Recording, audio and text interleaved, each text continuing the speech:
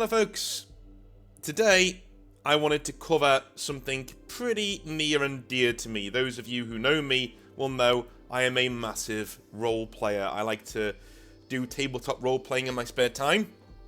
Most of the time, I'll be honest with you, well, before we go anywhere, this video is going to be very, very, very chill. It will be a rant, but it will also be a bit of a chill session for me and you to sit down and discuss role-playing and how it is these days and how things are going. If you like what I do, press the like button. It really does help me with the old YouTube gods, and they may smile on me and give me more views, which means more people can help grow the channel. That'd be awesome, wouldn't it? So, a bit about me. Those of you who've been on the channel for quite some time will know, well, have even seen me do role-playing before. We did a show called Black Coats that was on the channel a few years ago, running a system that I'd created myself, in a world that I'd created myself, which was kind of this gothic, Dishonored-inspired fantasy, dark western city filled with monsters and demons and all these other things. And the players played as the Black Coats, which was a government agency whose job it was to exorcise these demons and these monsters and eldritch horrors and things. They'd walk around in their black leather trench coats with their revolvers and their blades, and they'd take on these beasties and get rid of them, essentially. Some of my best work as a DM was on those episodes, and they are still on the channel if you want to have a look for them. They're from quite a while ago now, but the entire series is complete from start to finish, so you can go and have a little look on there. We had a really good group of role players and we had a lot of fun. So, I can only lament at the state of role playing at the moment, and I'm going to be quite honest with you. I did a hobby nightmare about this a few years ago, maybe a year ago now, where somebody mentioned Critical Role and how they've kind of ruined their experience in terms of role playing. And I've started to see the influence in the games that I've either attempted to run or actually ran. Me and my friend John was trying to get together a group for a grim, dark fantasy role-playing game that we're thinking of. It's kind of like a mixture between Warhammer the Old World and Conan the Barbarian, with a little bit of Dishonored thrown in there too, because Dishonored's just so cool. And we're treating it as a prequel to Black Coats. So, you know, the fantasy world will eventually end up in a place like Black Coats, where everything's dark and dingy. But right now, it's still got a lot of fantasy elements to it. It's still a medieval fantasy here. But it's very grim, and it's very dark. So, I went to my local gaming cafe, the one that's near me. They're very nice people. And I put an advertisement on there. You know, if you guys want to role play, then you know, email me and we'll get talking. We'll get talking. A few people did email me, and I ended up speaking to a few of them on Discord or on a call. And the RPG that we wanted to run has not moved forward. Why? Because the local role players have decided to introduce several stringent rules that we have to follow, or we can't role play with them. I'm talking 8 different people who don't know each other emailed me or called me, said, yeah, I want to be a part of this role-playing scene, this role-playing game you're doing. Excellent, I'd say. And these are all people from different backgrounds. They're all different ethnicities, different sexes, different ages, right? And they all said similar things. Number one, they asked for role-playing safety tools. And I was puzzled. So what do you mean? What are role-playing safety tools? Only for them to roll their eyes at me and say, no, what it is I have a card with a red X on it. If you do something I don't like in the game, or that triggers me somehow, then I just hold up that card, or I tap that card, and we have to move on to another scene, because, you know, it's too, you know, it's getting under my skin. Right. Okay, that was one that came up with. The second, one other person said they wanted to read my setting to make sure it wasn't problematic and triggering to them. Yeah, you can see where we're going with this. Another one said they wanted veils and lines. And when I queried what those were, she immediately told me that I wasn't a good DM and she didn't want to play with me if I didn't know what those were. I then researched what those were, and veils are essentially, things that people don't want to discuss at the table, and lines are certain scenes and certain aspects that people don't want to talk about when they're at the table role-playing. One other guy had a veil, and it was called murder. He didn't want to discuss murder or killing of any sort. In a grimdark fantasy setting called Grimblade, he didn't want to do killing or murder of any sort. And this is a setting where we have highlighted that the main characters, your characters, will be playing as assassins. He called me up, wanted to play in the game, but didn't want the game to be about murder. I'm sorry, go play somewhere else then. I have dealt with this for weeks now, and it's getting right up my fucking nose. And so I sat back, and I had a little think. There is something that a subscriber who is a good friend of mine now, because we've gotten to know each other quite well, who may even play when we role play on the channel. He sent me a role-playing game called Candela Obscura. And this came out last year. And he said, oh, this seems a bit like Blackcoat, but not as good. And I took that with a pinch of salt, because I'm not very good with compliments. Most of you will know that. I get very awkward, and I don't like discussing, that kind of thing. But then I read the book. And this book is written, at least in proviso, in partnership with the folks over at Critical Role. Now, people have known and have said to me for a long time, these guys have kind of, how do we put it, ruined role-playing. Does that seem harsh to you? Well, it shouldn't. Some of these guys aren't in Critical Role, but you know what I mean. Most of them are. Most of this show has kind of ruined the hobby. At least in my local area. I don't know what it is doing in yours, but I had to make this video to get this off my chest. Okay. When I read this book, it is a grim Victorian setting, right? Fair enough. Sounds like it'd be right up my alley, actually. Do you know what I mean? Very Black Coats-ish, Bit of Dishonored in there too. Turn of the century, Victorian style. Lots of really cool, low-level sci-fi stuff going on. Great stuff, right? It is basically also a utopia where every race and every culture and every person is holding hands singing Kumbaya, essentially. And when I read the book, it talks down to you constantly, telling you not to be mean to other people at the tabletop, telling you how and when to roleplay in a negative way, when your character should react to things negatively. Things like that, right? It is hand-holding to the nth degree, and it commits the worst possible sin, the worst sin that I can think of. It is a book that you need to buy for 35 English pounds, right? And it tells you, if you don't like certain rules, then make up your own and don't use them. No! I just paid you £35. You write the fucking rules, please. Have the balls to stand behind what you create, and if you get it wrong, fair enough, admit it, and say to people, I'll release an update. An FAQ, an update to the rules, no problem, for free. If you bought them, you can download them. Stand behind what you created. I have to do it in the rules that I make. I can't just say to people, I give my rules away for free, and I still update them for free. Why do people like this seem like it's okay to bait and switch you, to scam you, essentially, into buying a game that isn't a game? It's some very loose rules and a lot of acting advice.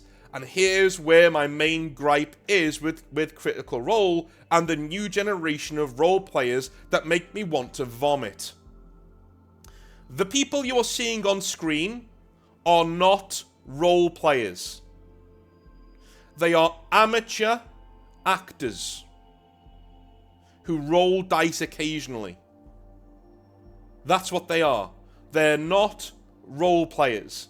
If you go to a role-playing game expecting to play a Critical Role episode, you are not role-playing. You are part of an amateur dramatics group. That is what you are. And there's nothing wrong with that. If that's what you want to do, go. Have fun. But these people writing rules is exactly what Candela Obscura is, right? Got the bloody book here. Smacking it, right? It's shit. If I paid £35 for this, I'd be furious. And this guy, who's a friend of mine, he sent me this. It's his only copy, and he said, you can keep it. I don't want it. Keep it for posterity so you know how not to write an RPG. It is restrictive. It is overly overbearing. And the rules actually gives you to do anything else that's actually in the game are flimsy. It can be thrown away with no pretext whatsoever.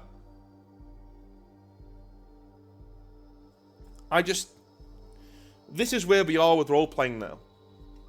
Because these people have infected every single facet of the role-playing hobby.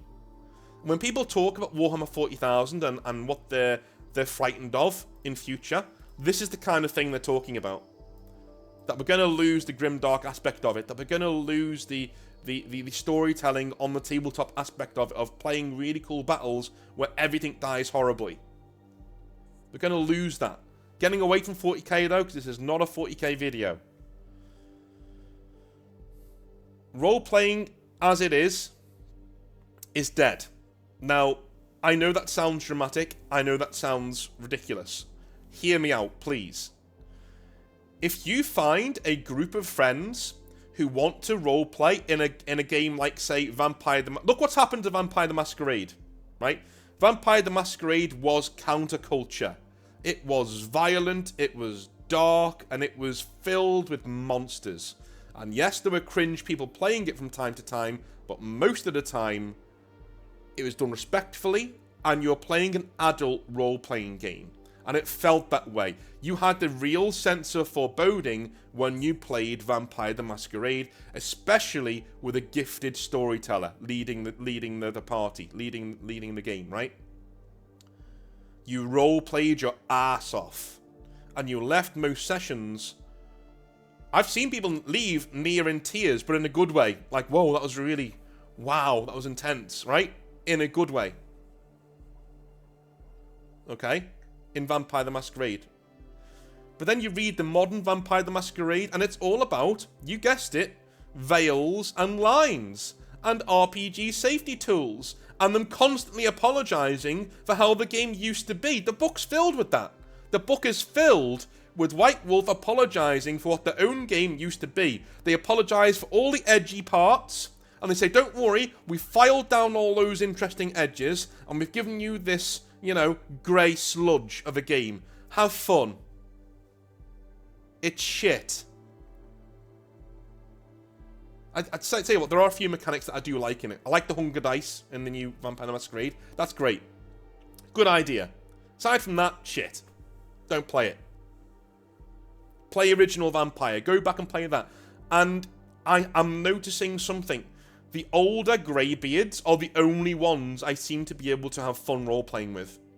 These older dudes who were around in the original Vampire the Masquerade days, in the original D&D days, who know how to roleplay. They don't sit there adopting stupid voices. They don't sit there putting on fake accents. They don't cosplay.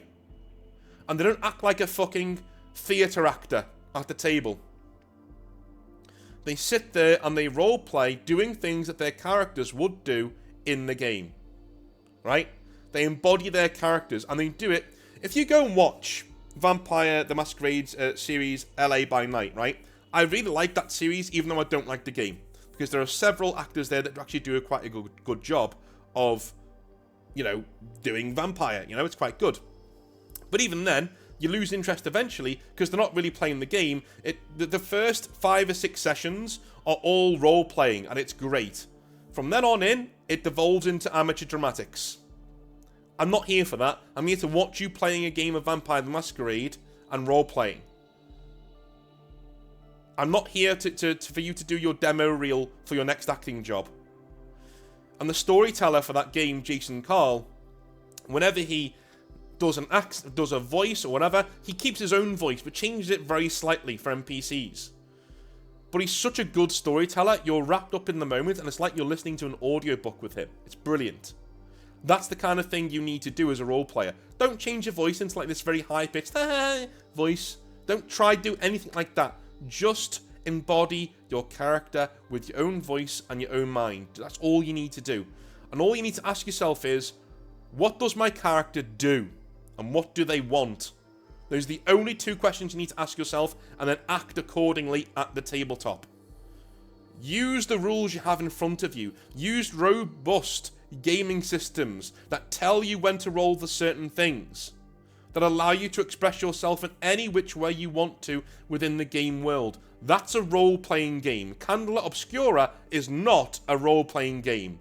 It is a very loose guide on how to be a bad actor.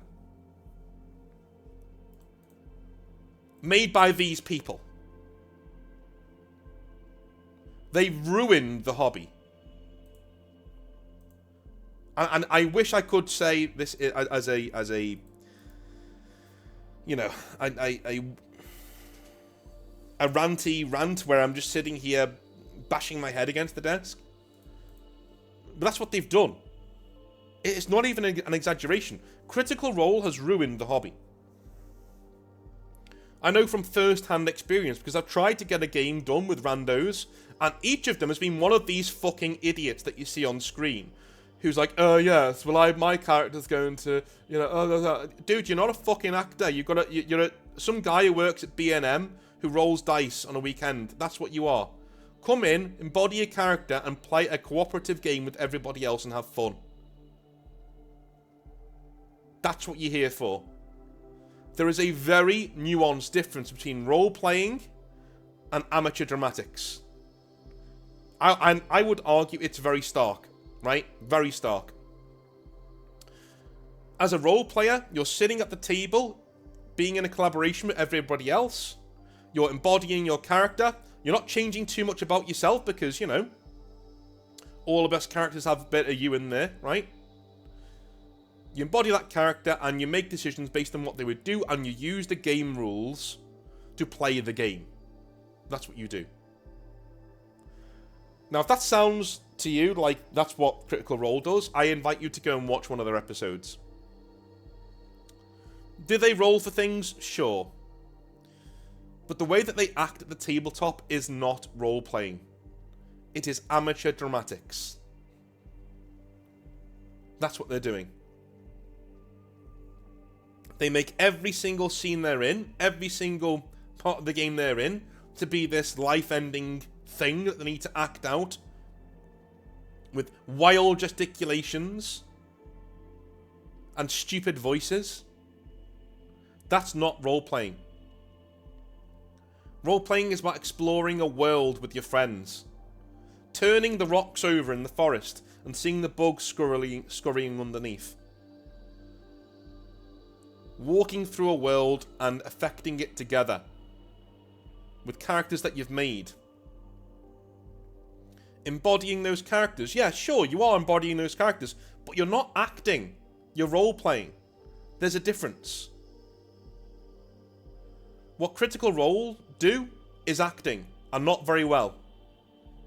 They sit there, they make stupid voices and faces, they gesticulate all the time. They talk over each other quite a lot. You know? And they follow a set story. This is something that I advise you do not do as a GM. Don't go into your game having a story. What you should do is go into your campaign having 3 bullet points of what's going to happen in the world, whether the players affect them or not. Right? And it should be a grand conspiracy or something, or shit is about to hit the fan, right? In the world. And then you plonk the players in and say, go. And you see what they do, and you react accordingly. That's what you do. Using the rules, you react accordingly. That's role-playing. I would invite you to go and watch It Me JP's roleplay series. That is role-playing. It's not the greatest role-playing because they're online and there's only so much you can do with that, right? Black Coat is a good example of that. But that is role-playing. These are not people who are acting. They have chosen characters to embody, and they've changed their natural personalities to try and fit into those characters, but they're not acting. They're role-playing. That's what they're doing. People like you're seeing on screen are acting. These are actors, not role-players. And the key breakdown in our hobby is that people don't really see where one ends and one begins. Do you know what I mean? They can't really see where role-playing ends and acting begins.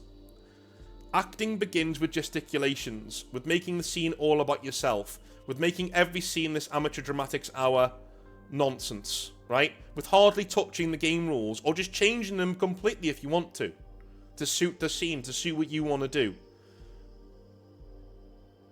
Acting is about telling a story more than playing a game.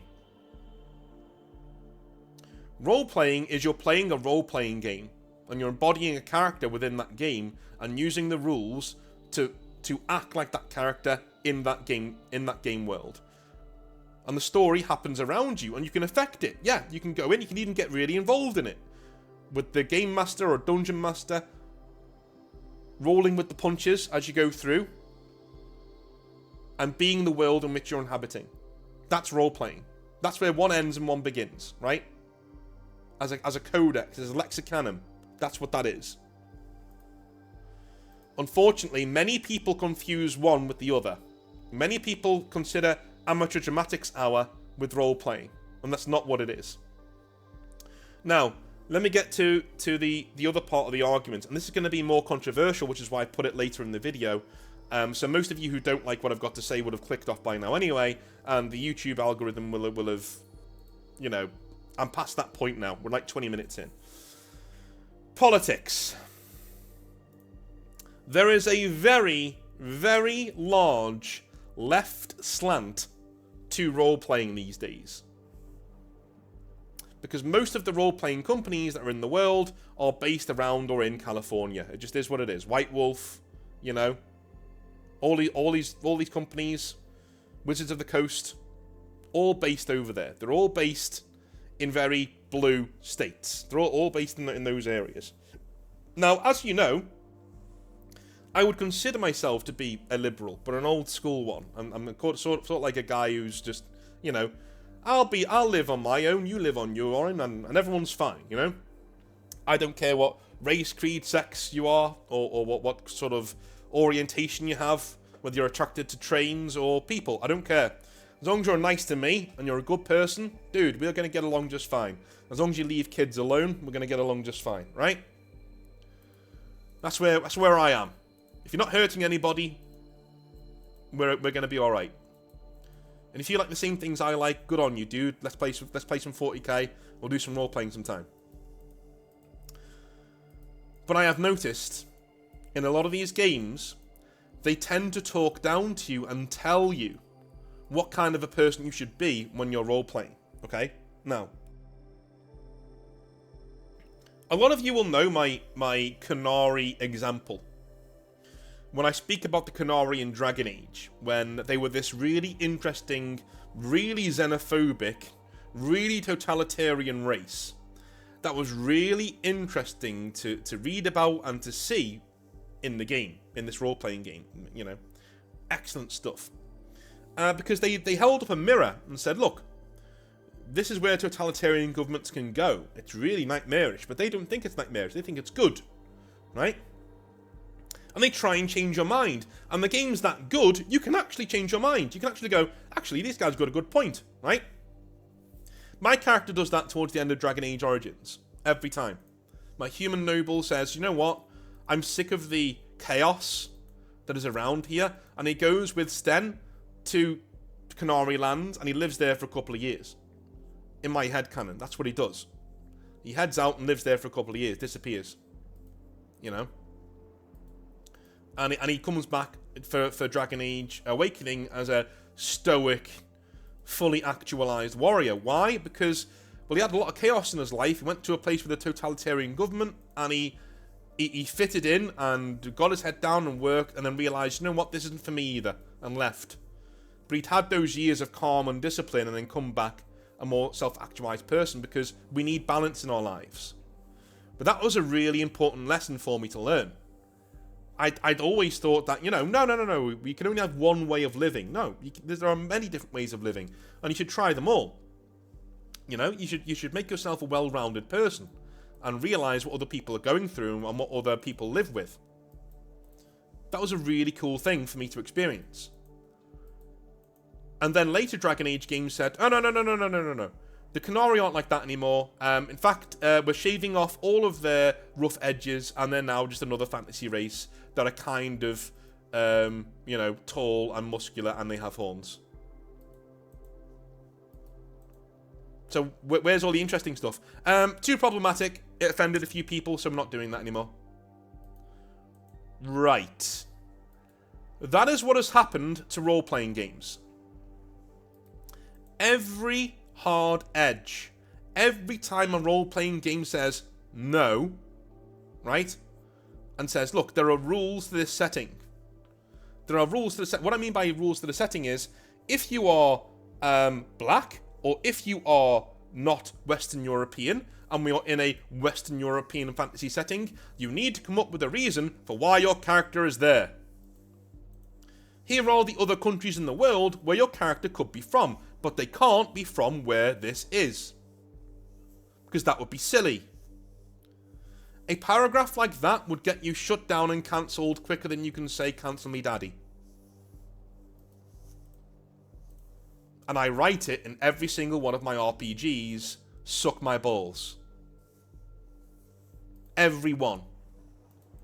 I give you the option of being a woman in a world where all of the warriors are men. Yeah, no problem. But you can't expect to walk through my world and not have people react to you being a woman wearing chainmail. They'll be like, what the fuck are you doing? There's a kitchen over there, get in it. If you're offended by that, don't play my games. Because you need to realise, because what you're doing is amateur dramatics. I'm role-playing. I'm the world, and I'm telling you what you're doing is weird. I'm not telling you you can't do it, and I'll never kill your character for it. What I'm doing is I'm giving you more opportunities to roleplay, to talk back at me and say, hey, go fuck yourself. Or even get your sword out and give this guy a good whooping. For getting in your face. And teach everybody around you, yeah, I may be a woman, but I can swing the sword as well as you, so go fuck yourself. Earn your reputation, because that's what you'd have to do. You'd have to fight twice as hard for half the respect in a warrior culture as a woman. So do it. This isn't a setting that's all sunshine and rainbows, where everybody's singing Kumbaya, prancing around in a circle, picking up flowers. Same thing goes for race too. I say it in my rules. If you are not white, okay, there are places in the world, this world, that you can be from. Here are some of them that are really cool and really fleshed out. That's where you're from. You can't be from here. Because it wouldn't be realistic. It just wouldn't. Okay? Here's the thing as well. Is that I have another rule in my RPG, and every RPG I write, where I say, listen, do not, and on the flip side of the coin, do not use the fact that this is a realistic setting to be a dick to people. To say you can't play this race or that race. Of course you can. You just need to explain how you ended up here, right? And you need to understand that the world will react to your presence. Yeah? If you're not white and you're walking through this European fantasy world, people will be like, oh, that's unusual. Oh, that's weird. Hello, sir. Do you believe in God? That's what they'd be fussed about. They wouldn't be, in a medieval setting, they wouldn't be fussed about your skin colour, really. They'd think you look weird, fair enough. But they'd want to know whether you follow God or not. And if the answer's no, you better have your running shoes on. Do you know what I mean? And that's an historian telling you that as well, right? I make a career out of teaching these things. Teaching history. So this is what I mean. Nowadays, an opinion like that or a game like that would get lambasted and it would make no money because nobody would publish it. You wouldn't get it published because of people like this that you're seeing on screen right now. That's what they did to the hobby. It's less interesting. It's a grey sludge where you're never challenged. You're never challenged. Your RPG will never challenge you. It will always be lukewarm, pathetic nonsense. My RPGs will never be that. I've nearly finished writing my first that I'm actually going to publish, self-publish, that will be available. It's called Revenant, and it doesn't have any of this stuff in it. It's a power fantasy based in a low tech fallen sci-fi world that's kind of like Conan the Barbarian, where you just kill shit. You kill shit. There's this sci-fi knight walking around. Imagine Caliban in 40k, but it's more Mad Max. That's the setting. I'm nearly finished with it. I'm just putting the finishing touches on it. After that, I'll be writing a game called Oathsworn, which is a grimdark fantasy. Basically, it's a continuation of the Grimblade setting that I was making with a friend of mine. That'll be a more grounded, grimdark, Northern European-style fantasy setting. Then after that, I'm probably going to go into Blackcoats, which is the same setting, but 800 years later. When we have, it's more like Dishonored. It's more like Victorian England sort of a thing. And alongside that, later on, I'll be writing a sci-fi game that I've not... I'm working on the big questions of that setting right now, trying to figure out what's going to happen with it. But those are projects that are coming.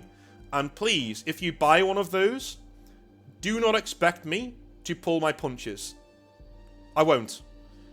I'm rebelling against this kind of vapid bullshit. The world will react to you. It will. And if you're not of the norm, it will ask you why you're not of the norm. The people in there will be curious of who you are, where you come from. They'll be curious to test you, to test your limits. You'll need to fight twice as hard to earn half the respect, because that's what happens in the real world. If you don't respect your own setting, with clear rules and definitions of what's possible and what isn't, why should I?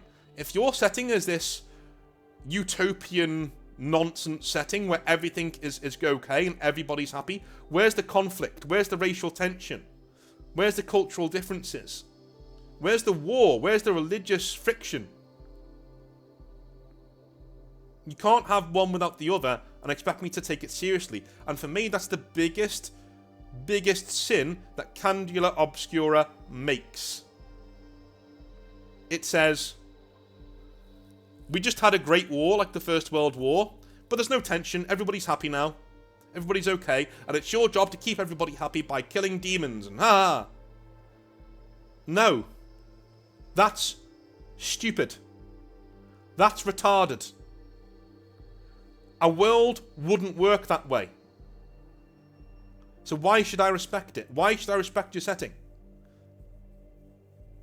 And this is what I mean. All nuance, all edge, all darkness, right? All the cool bits of role-playing are being stripped away by idiots like this who want to turn your hobby into amateur dramatics theatre group night. That is my rant for today. Hopefully I didn't drive too many of you away, but I've been waiting to say this for a long time because I love role-playing and I love writing rules for it. But I can't stay silent on this, and every single game I write will not let you down.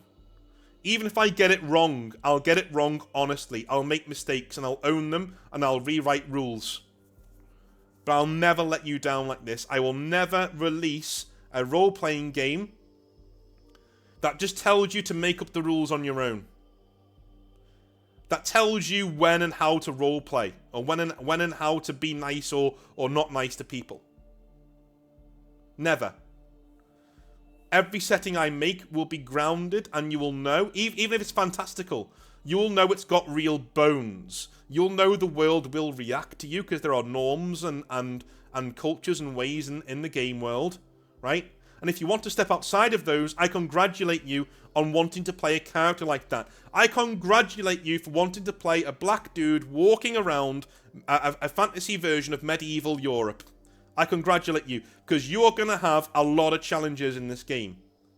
A lot of people are going to want to test you. A lot of people want to go, will want to shout things at you. A lot of people are going to want to, you know, you draw the line. You don't say anything racist to them. You don't be a dick, right?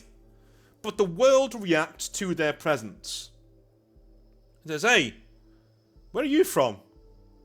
Right? Or they get looks in the street like, oh, what the fuck? You know? And eventually, when they're used to you, or when you've proven that you're a warrior and you're an honourable person or whatever, they gel right in with you. They're like, yeah, he's cool. Yeah, he's cool. Yeah, he looks a bit odd. Because, you know. And by the way, if I was writing an RPG based in the Empire of Ghana, and I chose, and one of my players chose to play a white guy in that setting, they would get exactly the same treatment. It'd be like, whoa, white devil, what the fuck? What the hell's that?